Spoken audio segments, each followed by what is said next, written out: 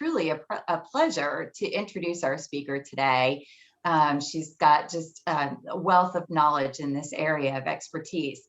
So Sam Evans, CAE, MBA, is the certification manager at the International Association of Accessibility Professionals, it's the IAAP, which is a division of G3ICT. She works with, this is where she works with accessibility subject matter experts and professionals around the world to maintain, build, and deliver accessibility certification programs. Working within the international standards for certification and credentialing, Sam facilitates the work of IAAP and the accessibility community to establish benchmarks of knowledge, skills, and concepts for accessibility professionals. Sam is also an active accessibility and inclusion advocate, active in the association management and credentialing professions. Sam also holds an MBA in international business from Kennesaw State University. She is a longtime member of GSAE and has previously held roles on the GSAE Foundation, SIGs, and is currently serving on the ASAE CAE Standard Setting Committee. At this time, I hope you will join me in welcoming Sam to deliver today's topic. Hey y'all, and so I'm so excited to have the chance to meet with everybody and share some awareness and education around accessibility and inclusion. My name is Sam Evans. I'm a white woman with frizzy gray hair, wearing purple sparkly glasses. I'm seated in my office, and behind me on the wall is a poster that says A11Y cats. A11Y is in numerum for accessibility. A is the first letter, Y is the last letter. There are 11 characters in between. And if you could see that up closer, you would see that each of those 9 cats has either a visible or an invisible disability. One of them's using a wheelchair, one of them's missing a tail, one of them's missing a paw. Some of them have on glasses, or headphones for autism or for blindness. So accessibility cats are on my poster on the wall behind me. So the reason I just gave you a description of my setting and what I look like is this is part of an inclusive presentation mode, so that if somebody doesn't have high levels of visual acuity or sight, or don't use their eyes for vision, that they have an idea of what's being presented on the screen. So just a little bit of intro on that. But I'm going to talk to you today about accessibility best practices for web, event, and communications. Before I share my screen, though, I want to let you know we did get set up closed captions. Wendy's a little excited.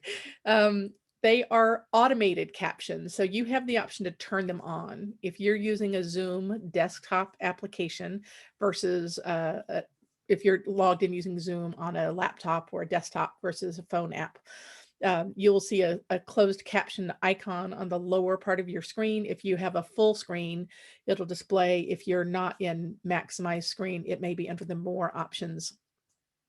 Under the closed caption button or icon, which is CC in a white box with gray letters and closed captions underneath, you'll see, if you select that button, you'll see the option to display subtitles, which is what Zoom calls captions, or view full transcript. And there's also subtitle settings, which allows you to choose how large or small you want the display of your captions to be. So we're going to be using these automated captions today.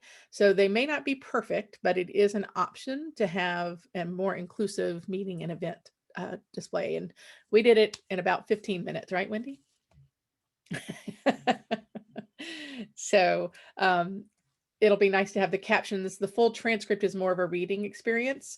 So, but I'm going to share my screen and we're going to get over to, there we go. So I'm sharing my screen now. Hopefully it is displaying to each of you. It has the active inclusion symbol, which is a person using a wheelchair, and they are leaning forward with an arm behind them as if they're actively moving the wheels on a manual wheelchair. The text on this screen reads accessibility best practices for web, event, and communications. And since we are hosted today from the GSAE Tech Ninjas Meetings and Communications SIGs, and today's date with my name. So you are welcome to ask questions along the way. I'll keep an eye on chat as best I can. And So I'm happy to answer questions, but let's get started. First, I wanted to share with everybody, oops, hang on. Is that chat window is not displaying to you, is it? No? Let me make sure. I've got the chat superimposed over my PowerPoint slide. Do you see the chat window or just the slide? Hello? We just see the slide there. Okay, Sandy. super. I'm only seeing the slides too. All right. I just want to make sure that my chat window wasn't superimposed over your viewing of the slide. So yes, Melanie, the captions that are being provided in automated fashion today are from rev.com, rev.com. It's very similar to what you may find with otter.ai that's on another Zoom integration feature, but that depends on the level of your Zoom and other subscriptions. So let's get started. All right. Oh, no. Hang on. Now I'm having a challenge with my ability to show my slides. Imagine that. There we go. Okay.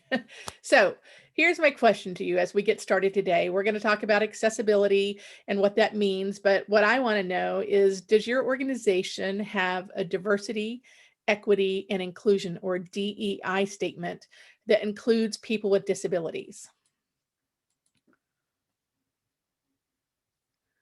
I'll look for nods or anything in the chat. So I'm going to presume we're going to work from the presumption that everybody has it. Most everyone has an organizational DEI or diversity, equity, inclusion statement that includes people with disabilities or people of all abilities. So on this screen, there's a graphic in the middle of this slide that says diversity, equity, and inclusion. And in the background of that artwork is kind of a kaleidoscope of different colors of faces and silhouettes of different people. And that's kind of a representation of the diversity of people. And so we're going to talk a little bit about how that DEI statement and how you make that commitment to DEI actually manifest itself in the work you do and how you share to make your work more inclusive. So you'll hear some things, what do blueberries have to do with accessibility?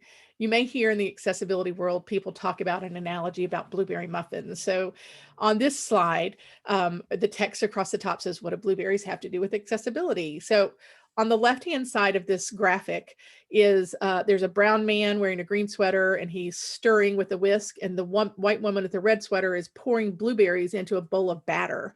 So the man is stirring the blueberries into the batter. They're mixing the batter up. So they're obviously trying to make blueberry muffins in this image. On the right-hand side of the panel, you can see that there are muffins that have been baked. They're in paper cups and they're on a counter, but it doesn't seem like they put the blueberries in the batter. So the man is now trying to smash the blueberries into the muffins. And what results is not really blueberry muffins. They're kind of a mess. And the woman is holding her hand to her face and she's in a little bit of a disbelief about this, because if you don't put the blueberries in the batter, they aren't going to really wind up being blueberry muffins. So the concept with accessibility is that you want to bake it in. So several years ago, one of a really great accessibility advocates and proponents, Cordelia McGee-Tubb, had a presentation in 2016, and she said, this is about where did this blueberry muffin analogy come from? And there's a picture of what looks like a tasty blueberry muffin where the blueberries have melted and baked into the muffins on the right-hand side. And Cordelia said that I'll use this metaphor because we all love those about blueberry muffins. And we talked about making muffins for your niece's birthday party. And on the way there, your mom said, oh, these were supposed to be blueberry muffins. And you forgot that. And you start to force the blueberries into the muffins and they're gross. They're not really the same as blueberry muffins. They're not melted and delicious. It's not a good experience. By definition, yes, it is a blueberry muffin. And yes, you may have an accessible system, but it may not be a good system. So we want to talk about how can you, as an association executive, staff member, bake accessibility into your work to be more inclusive. Whoops, hang on, we went too far. So if you're interested in not talking about Southernisms and blueberry muffins, there's also a page that you can access here that talks about food from other cultures and other types of flavors that have the same kind of accessibility as delicious format of garam masala, crunchy peanut butter, layer cakes, cookbooks with pictures and instructions. So when you get the slide deck, you can have a chance to read through. Lainey Feingold has a great web page called Accessibility is Delicious, and she incorporates cross-cultural descriptions about how accessibility is like cooking, baking, and enjoying really delicious foods. So we're going to talk a little bit more. We'll get some framework in place first before we actually go into talking about accessibility itself. But what we want to talk about today is how your organization ensures that your website, your digital content, your virtual events, and your communications are accessible. So on this page, there's kind of a blue tone cartoon graphic of 4 people, varying shapes and sizes, and they're all using digital technology. One person is holding a tablet. There's a man who uses a wheelchair that has a tablet attached. There's a young woman that's looking at a tablet or a laptop, and then there's a person seated that's also using a tablet. So what you need to know first to talk about accessibility really is, how do you learn about assistive technologies and what's available? How do we know if your website's accessible? How do you determine what to do about captioning, which we had a fun discussion this morning. We'll talk a little bit more about the captions we're using today. And what are your best practices about accessible documents? So we're going to work from the premise that everybody wants to be inclusive. Nobody wants to exclude anyone. And we're familiar with proponents of accessibility and inclusion when we think about physical space. When we go to a site visit, when we go to an event or a restaurant, we are aware of accessible parking. We are aware of curb cuts. We're aware of braille signage at elevators. We're aware of audio tones to alert us that things have changed. So we're aware of things in the physical environment, but we need to consider what that means in the digital space. So not every disability is visible. So not everyone, you won't always know that somebody has a disability. So on the image on this slide, there is an icon of a person standing, but in that reflection is the accessible icon for inclusion, which is a person that's using a wheelchair in the reflection. And the words say not every disability is visible. So there are visible and hidden disabilities. So the things that probably come to mind first are blind and low vision. And then on the second list here, this bullet, there's a capital D and then a / and a lower D as for deaf, because there is a culture in deaf culture, and capital D is usually assigned by people that use sign language as a cultural reference versus lowercase d as a medical diagnosis about loss of hearing. So deaf and hard of hearing.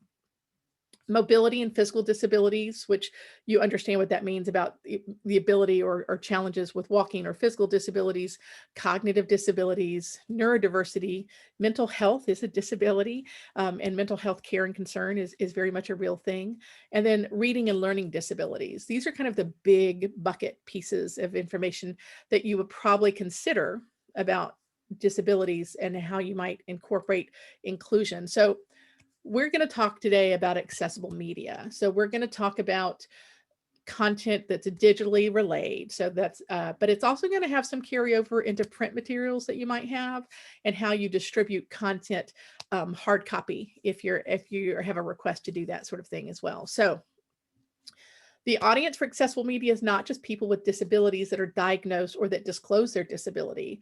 So we have to think about other types of disabilities. So someone who's blind doesn't mean they have no vision. So blindness is a relative scale about amount of vision, but there are also people who are colorblind.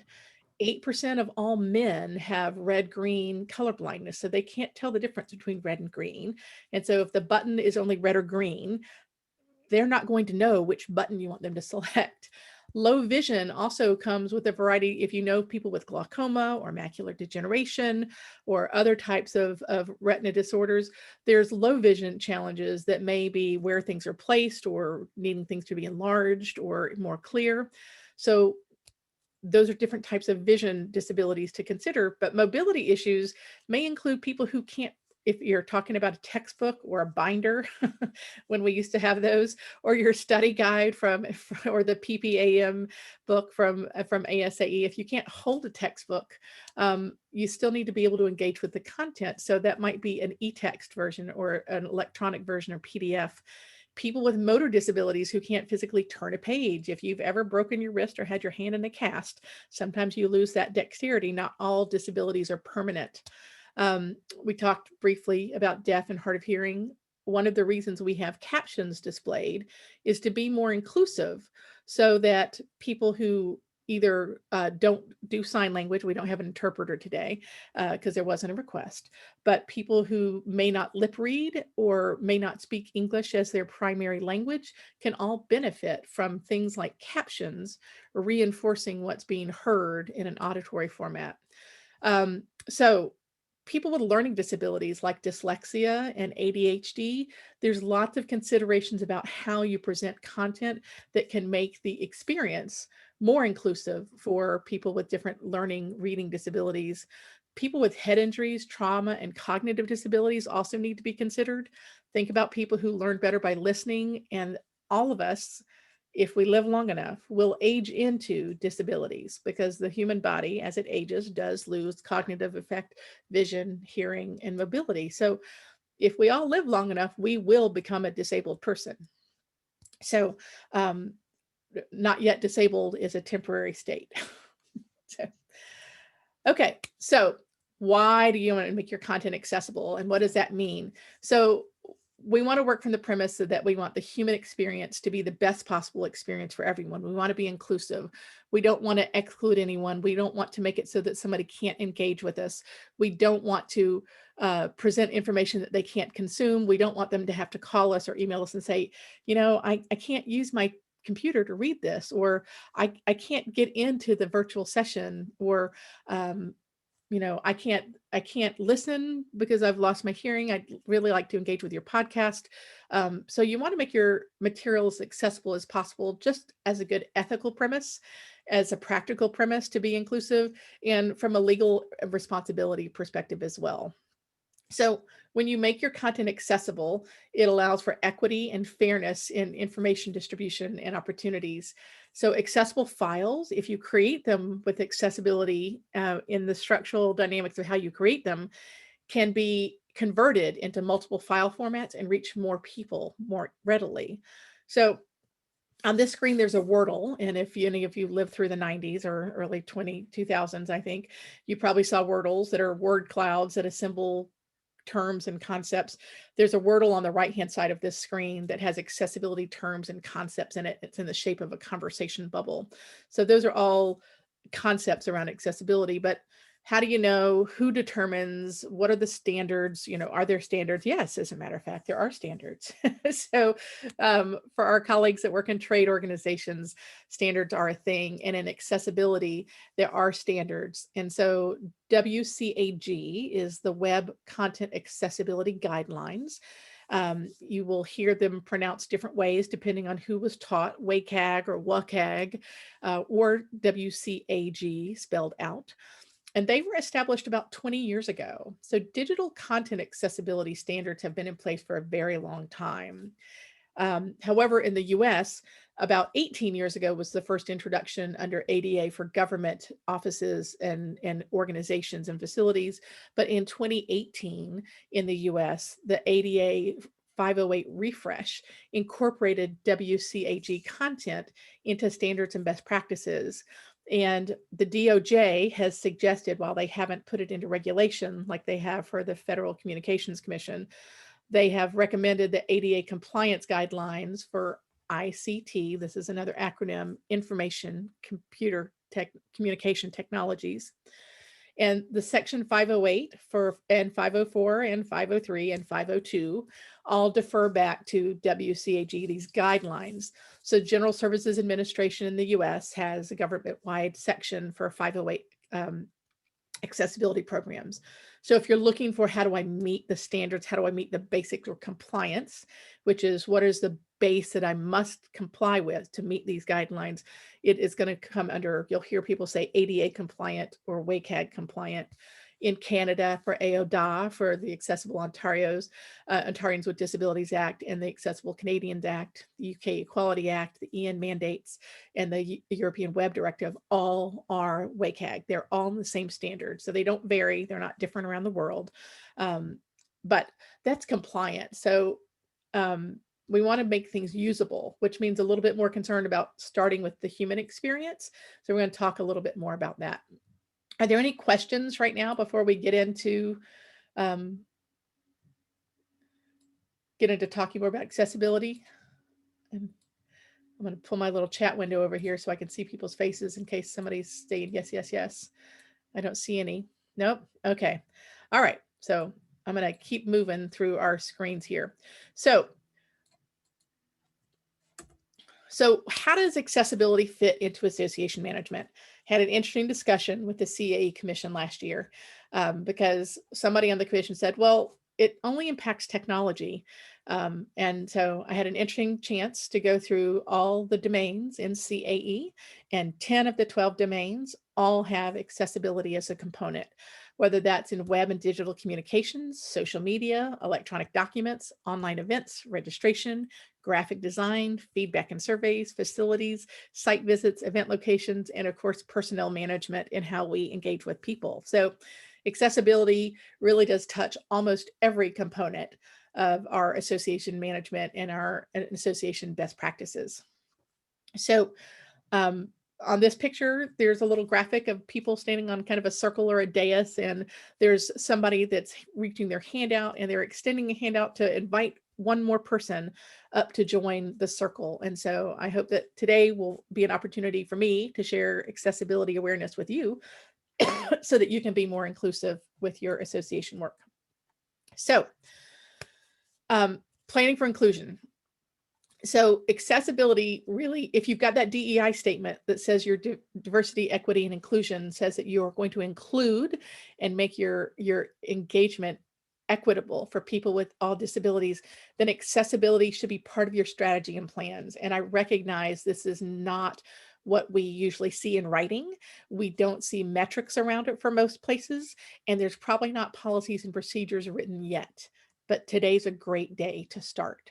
So putting your inclusion and accessibility goals in writing is the start. That's how you identify what's our goal, how are we going to do it, who's responsible for it. And really, almost everybody has a piece in the role to play for accessibility and inclusion. So before you seek out a venue, before you seek out a platform, a sponsor, a speaker, or any kind of aspect for event planning, consider your accessibility goals and your commitment to inclusion. So we want to start with your member and audience experience goals. On this screen, there's a variety of blue images of human figures, including people of different ages, physical abilities. Somebody is using a guide dog, an active wheelchair user, a woman pushing a stroller, children, people of different body sizes. Be aware that not everybody's going to disclose their disability to you. We're aware in today's society what disclosing categories or identities means. And there are a lot of places where it's still not safe to disclose disability because there is a stigma associated with it. And the more we work towards inclusion, the less that stigma will be in place. But your member and audience experience goals should be to be inclusive for everyone and not say, well, I don't have a deaf person, I don't have a blind person. You don't know that you don't have someone with glaucoma. You don't know that you don't have somebody that's not colorblind. You don't know. And so ideally you want to explore and design for many. So your disability, equity, inclusion commitment. If you are working towards a more mature model for your organization about your inclusion, you might have an accessibility statement.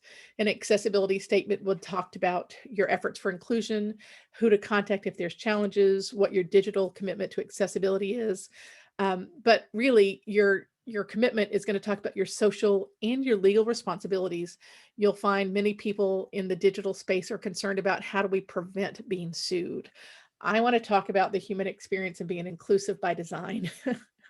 And if you're inclusive by design and you have a plan, you're less likely to have a need to mitigate risk. So but we're talking about technology. We're talking about process, procedures, materials. And like we discovered this morning, you need to plan for those equitable experience. And sometimes that does have a budget. Sometimes it does have a price tag. So there are some inexpensive ways to incorporate things, and there are things that you can do that don't have any cost. So we're going to talk a little bit about each of those. But be aware, if you're planning for digital events or delivering learning management systems or content in digital documents, then you do need to plan a budget, either to outsource your services or to invest some time in training for your staff so that your staff can perform the needed task to produce an accessible content, or to work with vendors that can help you create accessible content. So if you're looking to consider RFPs, I know some of us are in the thick of RFPs right now.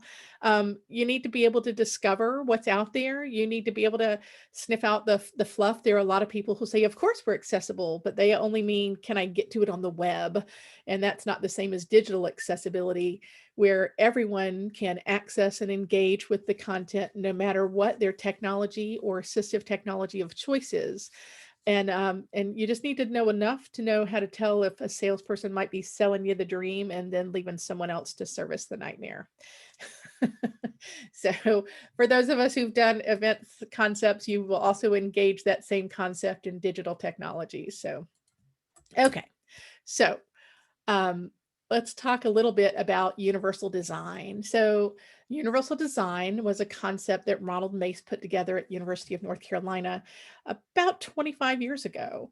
And there is a display on this screen that has a pyramid.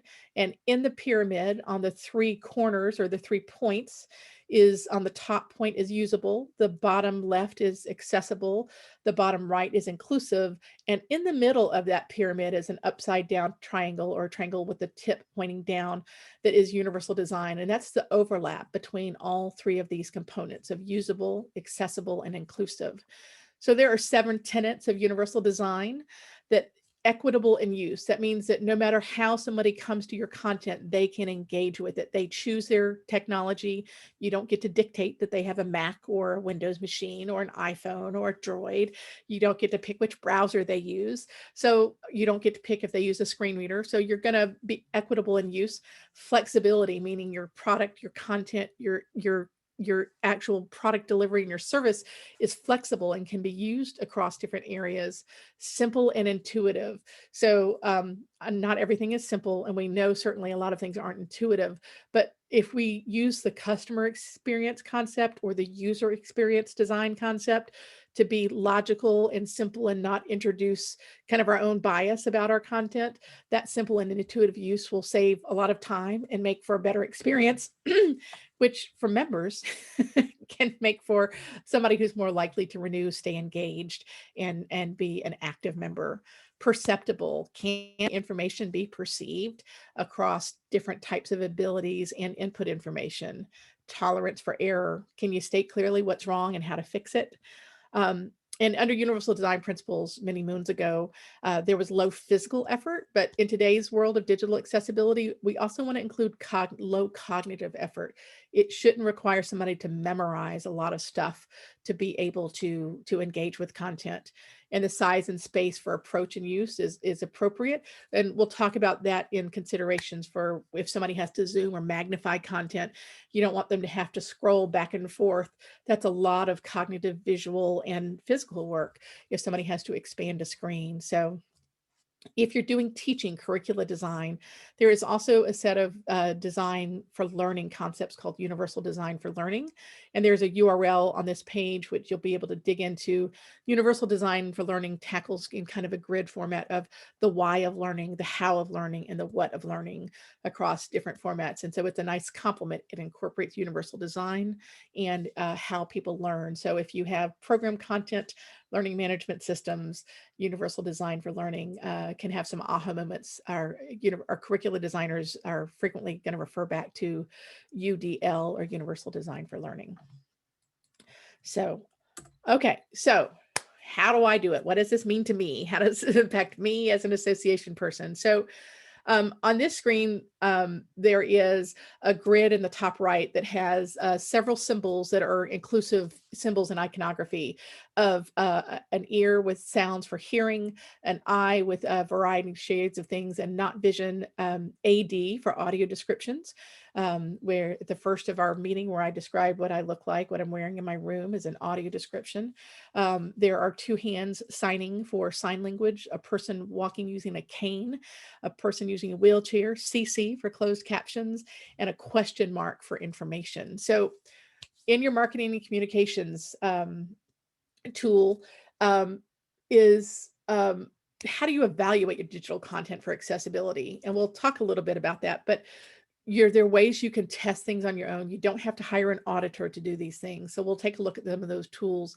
If you're using document creation suites, many of them have an accessibility checker, and they're oftentimes right next to the spelling reading checkers. So in your desktop spreadsheets, publishing, etc., you can check for accessibility, including in PDFs.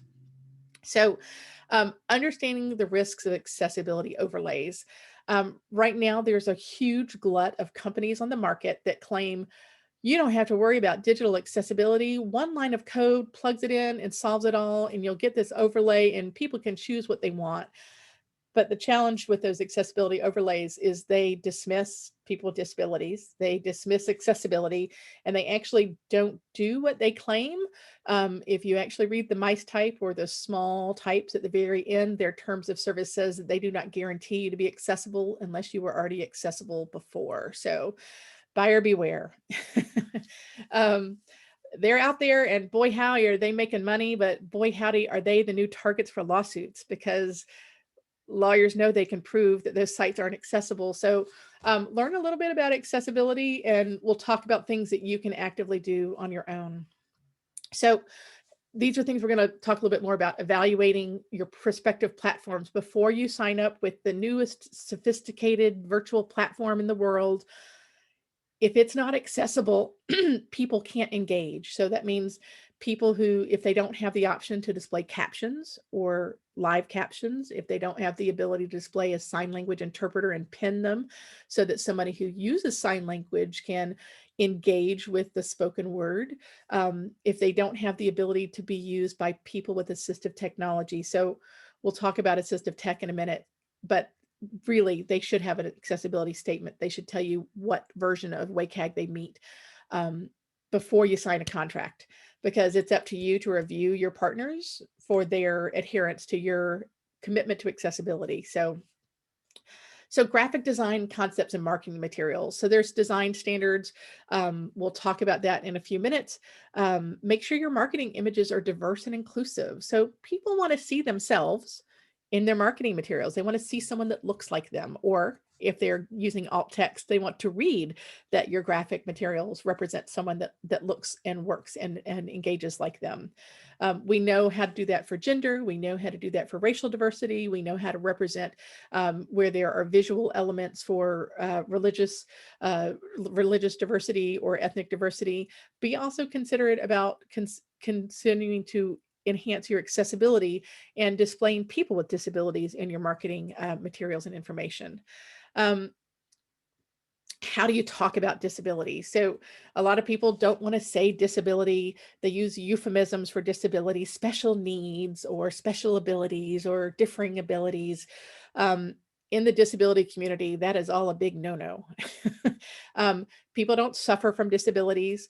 People, now they may suffer with pain that may be a part of a diagnosis, but disabled people are not less than, and they're not going to be, there's a big movement right now for identity first language. So people first language says people with disabilities, person with blindness, person who is deaf, person with autism.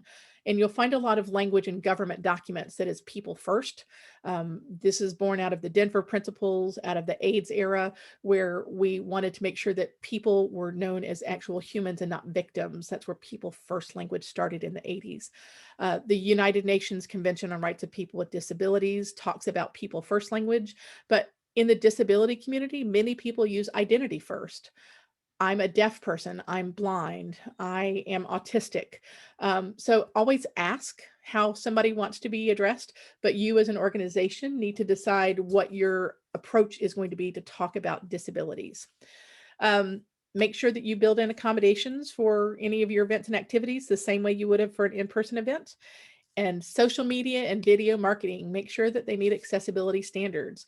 So there are some standards for social media, but we're going to talk about these best practices for everything. So hang with me.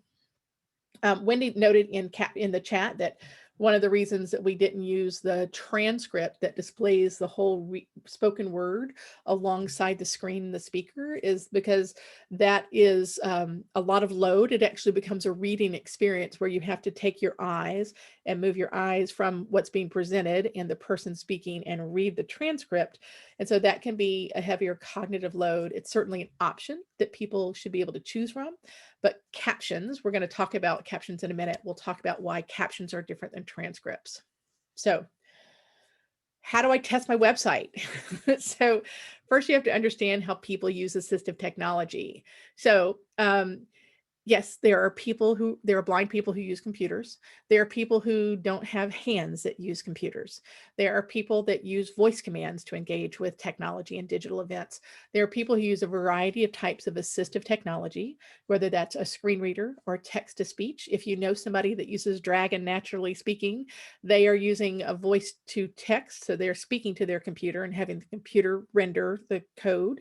But there are different types of assistive technology that a variety of people use to engage with digital technology.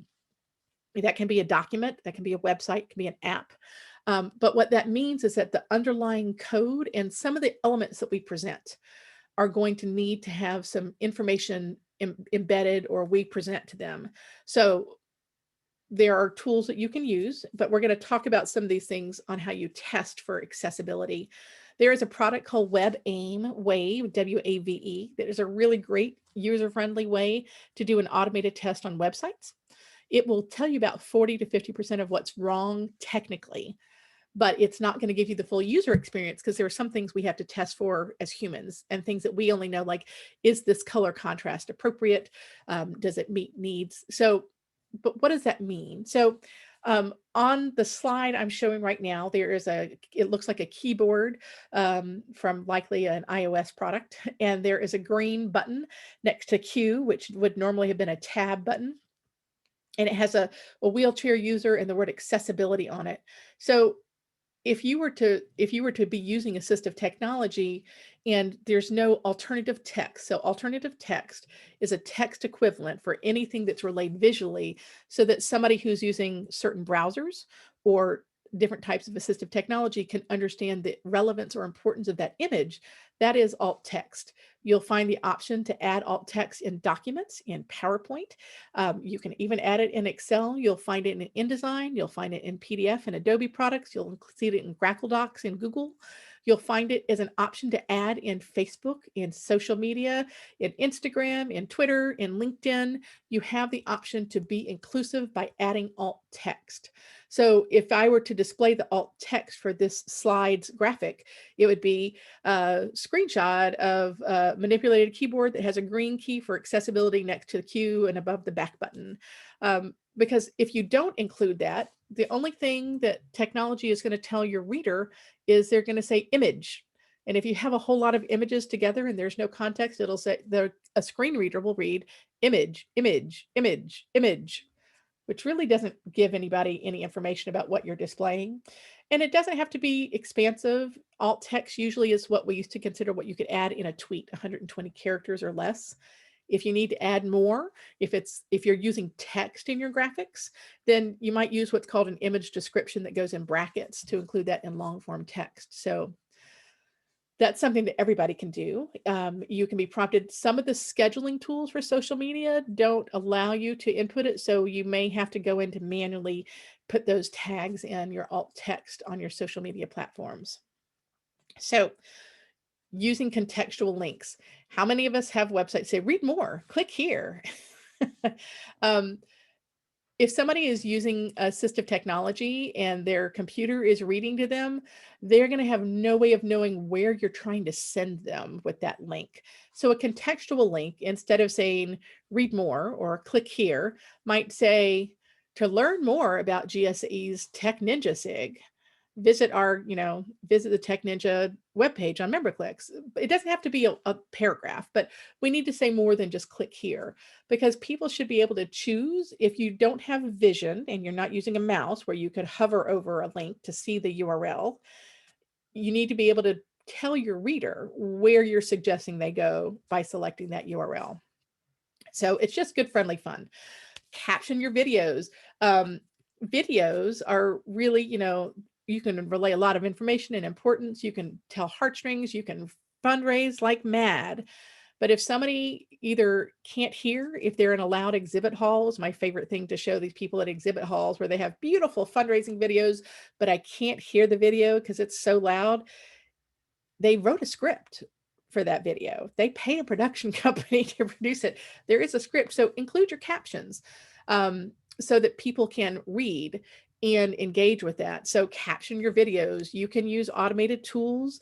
You can pay for captioning products and services, but caption videos have an 80% higher engagement rate.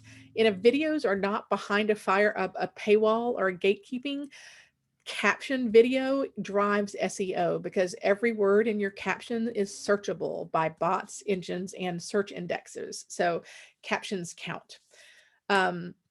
Accessible documents. So what does that mean? That means it use the actual structural elements in a document. So if you're using Microsoft Word, you use structured headings and indented list styles, not a dot from a wingding plus words. If you actually use your headings and structures, you'll actually get a table of content created for you. So it'll save you some time, be more accessible, and you can export it to final formats. So those are important things to do on documents. But how do you do this? Test your keyboard. You can do this on your own. You can use WebAIM Wave, but if you want to test a website for accessibility, use your keyboard and not your mouse. Use only your tab and arrow keys to navigate. Use only your enter key to select and only your escape key to exit. If you can't select, move around, and get out of menus, then the keyboard, that means that your website itself isn't going to be accessible for people who use assistive technology, which means they can't select, they can't sign up to come to the session, they can't come to the annual meeting, they can't buy your stuff. So we want to build and work with our technology to make sure our sites are accessible. So this is just an overview slide from Verizon and Publicis Sapient. They did a caption study 2 years ago. They did a survey of more than 5,000 people between the age of 20 and 35, and 80% of those people don't use volume when they watch videos. They're not deaf people. They're people between the ages of 21 and 35, and they don't use volume when they watch videos. So it's, again, we're talking about inclusion and universal design.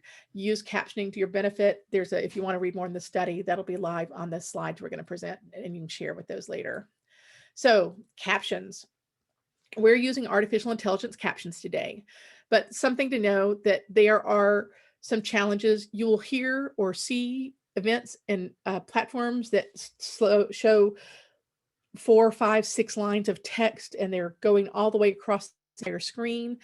Captions, closed captions, actually have standards, and the closed caption standards are no more than 2 lines displayed at a time, because you're supposed to be able to watch what's happening on the screen and scan.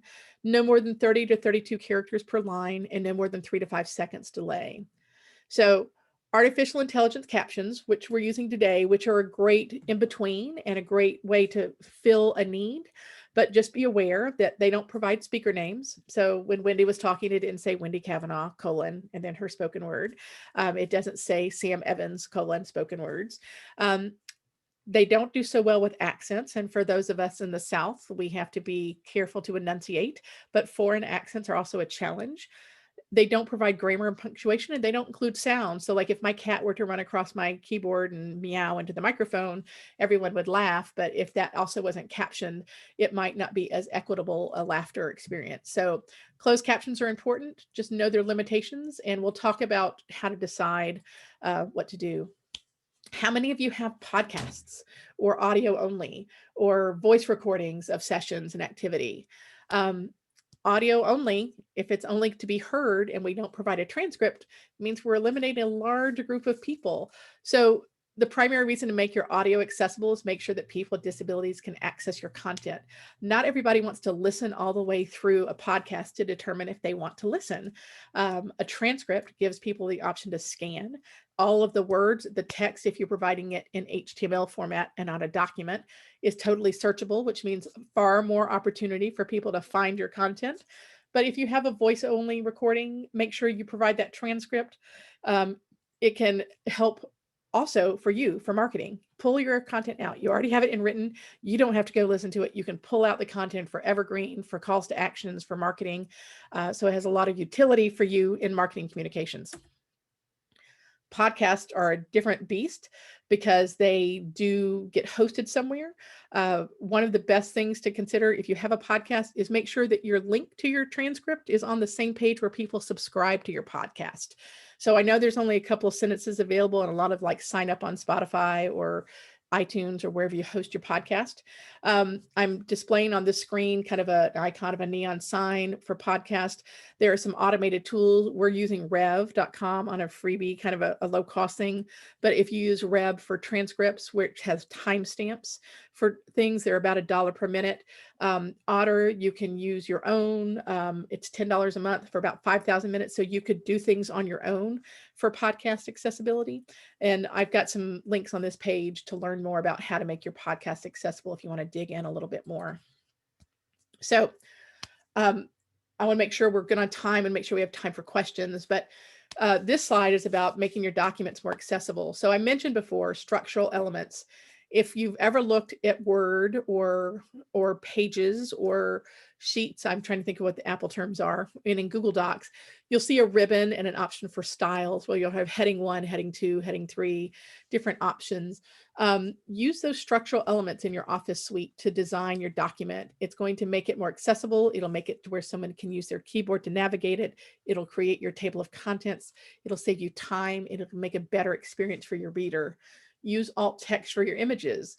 On this screen, there's a graphic that shows a hand pointing at a computer screen like a monitor, and there are different icons floating around this that are like pages and gears, a magnifying glass, a user icon with a person using a wheelchair and an auto tag and a check mark. Use your alt text for images because we use images usually to relay information or complement or enhance the content, or it's relevant to what's being shown in the text. Tables are really a big challenge in documents. Tables we use a lot of times, we use it for structure, but the way assistive tech reads out to somebody who's using assistive technology is it's going to say column 1, row 1. And if there's nothing in it, it's just going to say column 1, row 1. But it's not going to say that that's a blank space because we didn't put anything in it. So all the cells in a table need to have data in them unless you're not actually using the cells to relay information. So tables need to be filled in every cell or leave blank or say 0 or a dash so that the person who's using AT, assistive technology, knows that they can skip over that piece, that there's nothing in that cell. Color contrast. So color contrast means I need to not use, I don't know, rainbow sorbet. Have you guys seen this? It looks like a baby's nursery, this hot style of pastels on white and light gray on white. If I take my glasses off, my assistive tech, I'm going to have a hard time reading a lot of that. So color contrast is important, making sure that your text or graphics or your visual elements have enough contrast against the background. So try not to go with trendy, stick with color contrast. Don't use mice type. Don't use things that are very small. It doesn't take a lot to understand that if you have to squint or come in or zoom on your own to see something, your font's too small. Don't say anything smaller than 12 points. Just don't, unless it's a footnote or annotation, but you need to be able to expand that out so that people could read them. Use easy to read fonts. So remember word art when that was really popular and people wanted to have all the fancy curved words and language? Use easy to read fonts. The way the human eye tracks is that it actually, whether you're aware of it or not, it tracks the design and the letters in the empty space or the white space between letters and spaces. So unless the flair is needed, minimize use of fancy ligatures and those sorts of things in design.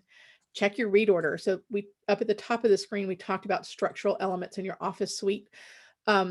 your read order will follow structure. So heading 1 will be read first, and then heading 2, then heading 3. So try not to use headings as stylistic things like, oh, my heading 1 is a blue letter with a bold thing, and heading 2 is purple. I think I want heading 2. I think I want purple first. Use your heading for structures, and if you need to change the color or the font display, change it there, but use your structures as heading. PowerPoint has a twist. It's kind of in backwards order for read order. If you want to learn more about that, I'm happy to talk about it. Use your accessibility checkers and learn how these tags, if you're exporting things to PDF, sorry, I didn't mean to go forward. If you're using PDF, if you're exporting to PDF, you need to export to PDF XUA, not print to PDF. Print to PDF is going to create one big image. There will be no content that can be read by anybody that uses assistive technology or browsers to read that PDF. So some things to consider that everybody can do on their own. So if you want to learn more about accessibility, you can certainly welcome to follow me on LinkedIn. I post association management, credentialing, and accessibility information, and that's about it. If you're into accessibility and disability advocacy, you're welcome to follow me on Twitter. You can message me through GSAE. You can find me on ASE's Collaborate. On ASE's Collaborate, my signature is the accessible CAE. Oops, hang on. We mentioned A11Y as on my accessibility cats on the poster behind me. A11Y is a hashtag on social media. If you want to learn more about accessibility, people will use that numerum as a hashtag instead of spelling out accessibility and using up 13 characters. I've made a resource page, and it's hosted on our IAAP website. That's Digital Accessibility Resources.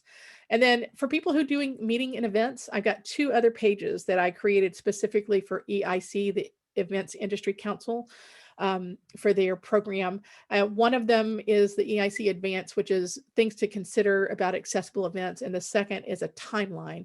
Where do you plug accessibility into event planning and activities? So that's high level. I know it's a lot to take in. I'm hoping that I made you more aware of different types of disabilities, how people engage with digital technology, how everybody and any team can do small things to incorporate accessibility into the production of inclusive content and media, and things to consider about your events and activities. Are there questions? I'm happy to save our time to chat more. And I think people